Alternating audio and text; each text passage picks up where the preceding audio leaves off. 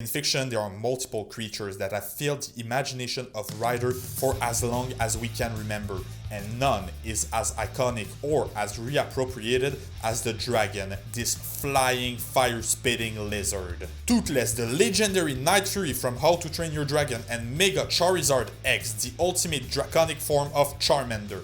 Ladies and gentlemen, greetings, I'm Alex from Azelrix and you're watching Fusion Factory, the show where I will be drawing fusion between your favorite pop culture characters. If you want to know more about how to draw and understand fusion, you can either watch this video or you can read my system in the description. And while you're there, why not subscribe and activate the bell to be sure not to miss the next fusion. I even heard that if you were to leave a comment, you could get richer. Or not. On that shamelessly plugged clickbait sentence, let's take a look at our fusion materials. Toothless is highly regarded as being the last representative of the Night Fury species, a specific kind of dragon that is known to be one of the most powerful pests the village of Berk and the general Viking world ever had to deal with. One day he was casually flying, taking down some army tower, and he was struck down by the last person you can ever expect to strike this type of powerful beast. Hiccup. Toothless was then found wounded, incapable of flying without a specific tool that Hiccup will build him, igniting the eternal friendship between the young Viking and the last representative of the Night Furies. As a Night Fury, Toothless possesses cat-like reflexes and agility, complemented with a large pair of wings, allowing him to fly high and fast. He also has a cloak of hard scale for protection, razor-sharp claws, and retractable teeth. That is nothing compared to his firepower. Only difference with traditional dragon, Toothless fire is more like a plasma bolt than actual fire. But when you can literally summon lightning, who cares?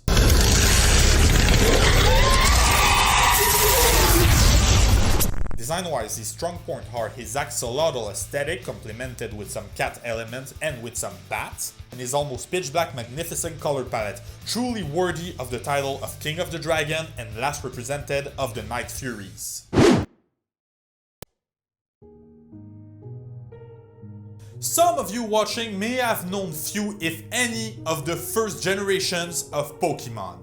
So if it's your case, let me transport you into a time where the dragon type was regarded as one of the most, if not the most powerful type, the ultimate enemy to defeat, which is why the boss of the Elite Four used a Dragonite as his main Pokemon. And by extension is also why our favorite fire starter never got that dragon type. Although to be fair, Charmander, later evolving into Charmeleon then Charizard, was granted the ability to use some dragon type moves, making him an incredible asset for the late game. And even though he didn't have the type to complement it, Charizard instantly became the defining dragon Pokemon in the heart of every fan. That's until Generation 6 with Pokemon X and Y, where one of the greatest mechanics was introduced, the Mega Evolution. Opposite to the regular evolution in Pokemon, Mega Evolution take place during combat and they revert back to the regular Pokemon at the end of it. To Mega Evolve, the link between a trainer and its Pokemon must be powerful enough to grant the last party the power to transcend all laws of logic and become its Mega form. And that's some bullcrap, this is a Digimon logic! What do you mean Nintendo and Game Freak's lawyers are riding my ass? What do you mean I'm broke? In some version of the canon, it is during a fight between Red and Mewtwo that the link was clearer than ever, which allowed a Charizard to become Mega Charizard X. Mega X has many changes to his attributes. First of all, the color palette, abandoning the orange and teal to focus on black and cyan, but also he finally gains the all-awaited dragon type. Used mainly in some OAVs that you can find on YouTube, this change granted Charizard the title of one of the most iconic Pokemon in history. This is a fusion I've been wanting to draw for a very long time, and that's for many reasons. First of all, they're both dragon, but design-wise, they're all so different. Where Mega X is an almighty creature designed to have an interesting aesthetic, Toothless is more grounded in zoology, and his design and animation look like something a world without magic could give birth to.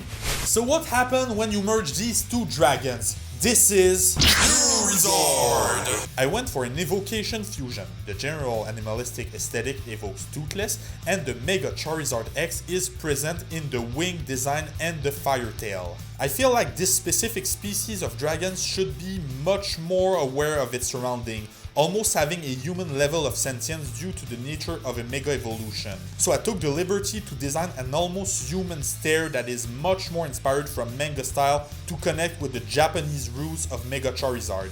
For the color palette, I just took the black of Toothless and brightened it a little in blue to evoke his plasmic shot, merged with Mega X Blue Flame.